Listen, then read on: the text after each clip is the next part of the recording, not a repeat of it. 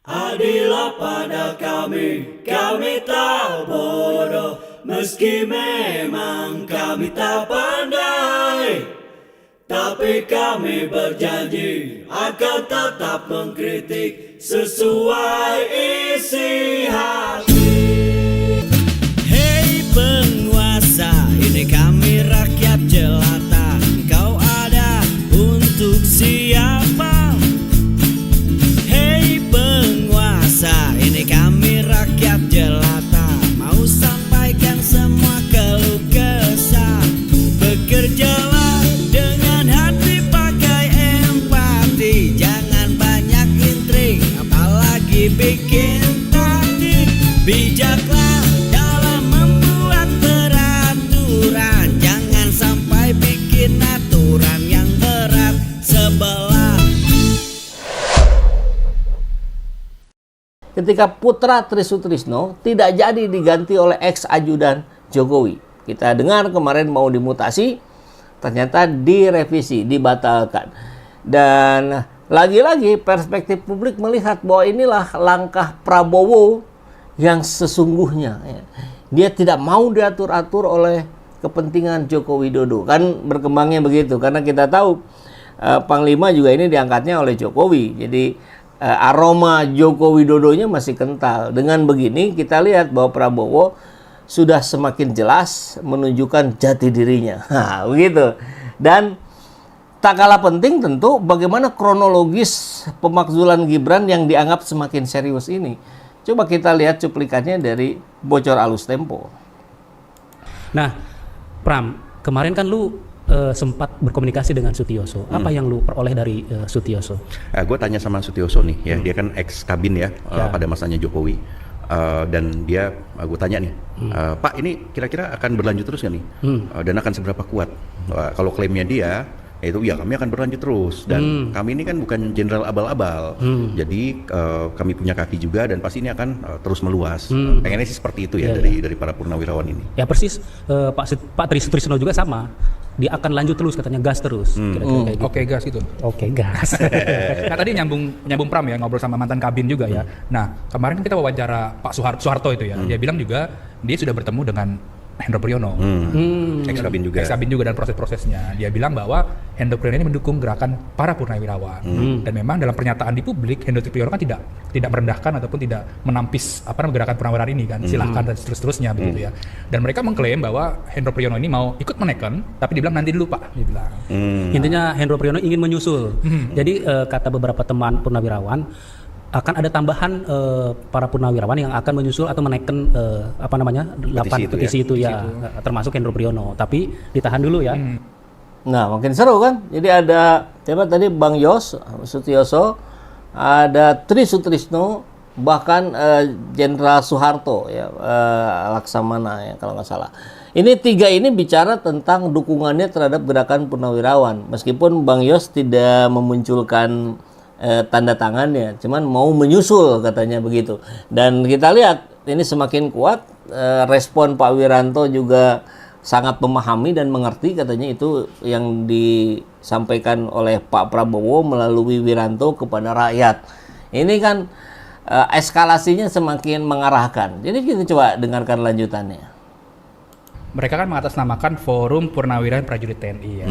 Di situ ada berbagai purnawirawan TNI dari kolonel sampai bintang 4 ya, Wan. Jadi kemarin kami ketemu sama Sunarko. Sunarko itu adalah mantan Danjen Kopassus. Lalu juga ketemu dengan Soeharto ya, marinir, dan beberapa jenderal lainnya lah seperti itu. Dan tadi bahkan Erwan menunggu rumahnya Pak Tri Sutrisno seperti itu. Mereka ini mulai bergerak Pram sejak awal tahun ini. Nah, mereka itu mulai berkumpul-kumpul lah di rumahnya siapa namanya Pak Sunarko, di rumahnya Soeharto dan beberapa tempat lainnya. Intinya mereka ini kita harus bagaimana nih soal kondisi negara maupun soal Gibran, karena mereka merasa Gibran ini menjadi biang masalah begitu ya. Ada yang menganggap bahwa Gibran ini karbit gitu, dalam artian Pak Tri Sutrisno mantan wakil presiden saja perlu waktu 33 tahun dari aktif di militer, lalu menjadi wapresnya Soeharto begitu. Ini Gibran dari Solo pun tidak selesai, lalu dia menjadi wakil presiden dengan cara mengobok-obok konstitusi gitu ya. Nah, mereka bergunjing segala macam, berdebat dan berdiskusi, akhirnya dirumuskan tuh 8 poin. 8 poin itu dirumuskan, selesai di awal-awal Februari. Selesai, setelah itu mereka datang ke rumahnya Pak Tris Susisno. Mereka menyampaikan, Pak, bahwa kami ini ingin menyatakan sikap bahwa kondisi negara sekarang seperti ini. Ada 8 poin ya. Yang pertama mengembalikan undang-undang dasar asli, lalu diantaranya soal ORI di bawah Kemendagri, lalu juga mengusir tenaga kerja asing, dan terakhir adalah meminta pemakzulan Gibran. Begitu. Ya, tapi kenapa baru sekarang ya? Sebetulnya gini, Pram. 8 poin itu ya sudah diresahkan oleh mereka itu sejak akhir 2024 ya, Sen, kalau tidak salah itu. Cuma memang belum terlembaga dan belum terdiskusikan dengan baik gitu. Nah, baru kemudian dituangkan dalam 8 poin. Sebetulnya ada 9 poin satu lagi. Nah, itu apa tuh satu lagi? Apa? Silakan. Kok takut sih? Kok takut? Apa, Wan? Coba, Wan. Ada 9 poin kemudian dicoret. Ya, apa itu yang 9 dicoret? poinnya itu satunya itu adalah adili Jokowi. Lu tahu nggak kenapa dicoret? Tahu dong. Ini kan kita ketemu narasumber dari yang terlibat ya. Jadi ingin menyesuaikan dengan kodenya Prabowo. Apa itu? Prabowo kan 08.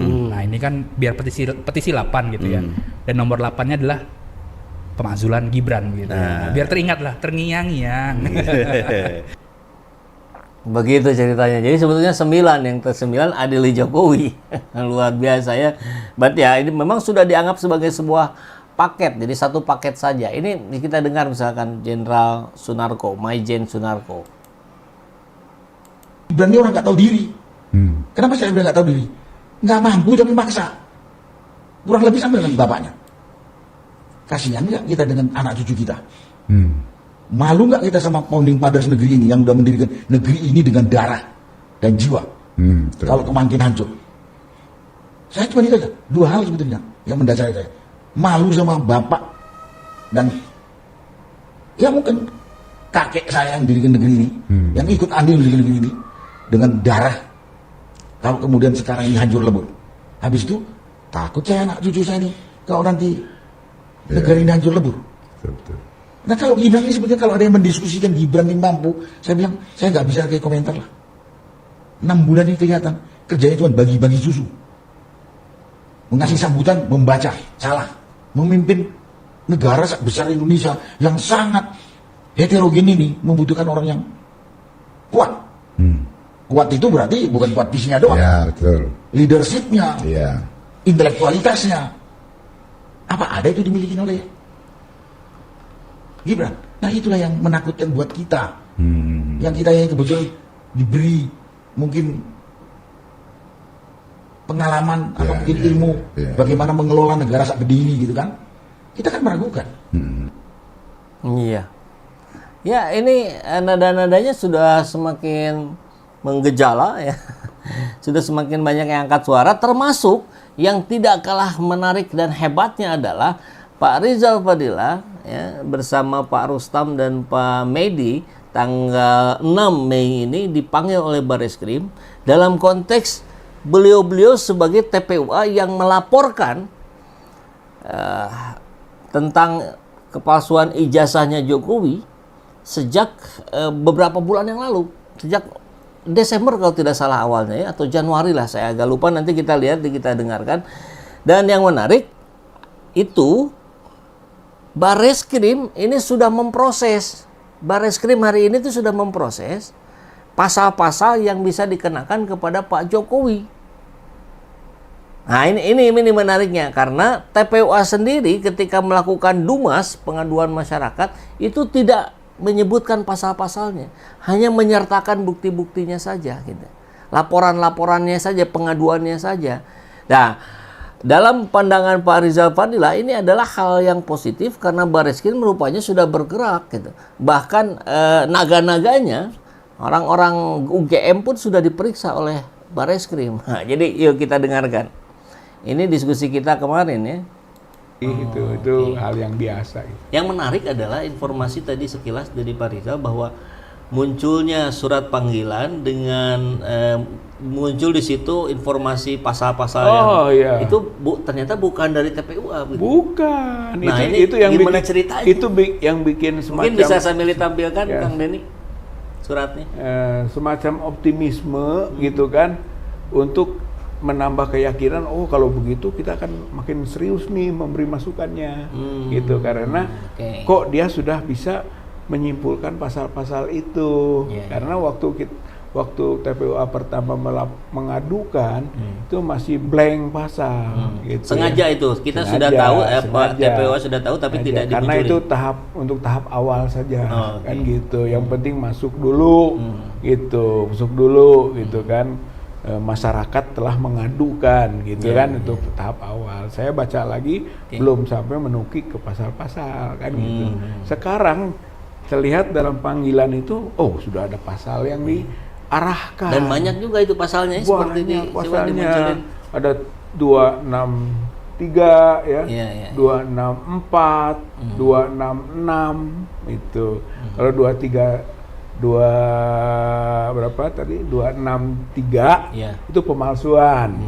Kalau 264 pemalsuan akta otentik, gitulah. Kalau ini 6 tahun, ini 8 tahun, 264. Sekali lagi 266. Kalau 266 itu menyuruh memasukkan keterangan palsu pada akta otentik dan menggunakannya, gitulah. Itu ancamannya 7 tahun.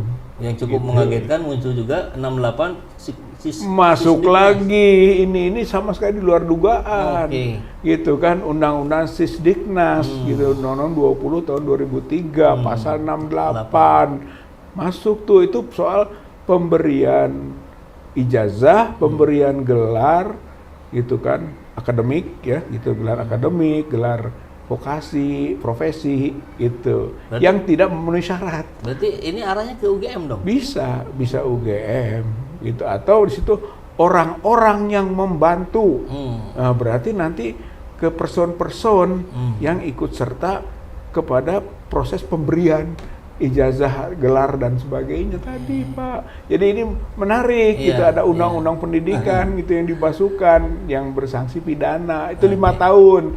Jadi ini kalau diurut 5 tahun, 6 tahun, 7 tahun, 8 tahun. Itu 5, 6, 7, 8 itu di atas 5. Kalau di atas 5 bisa ditahan.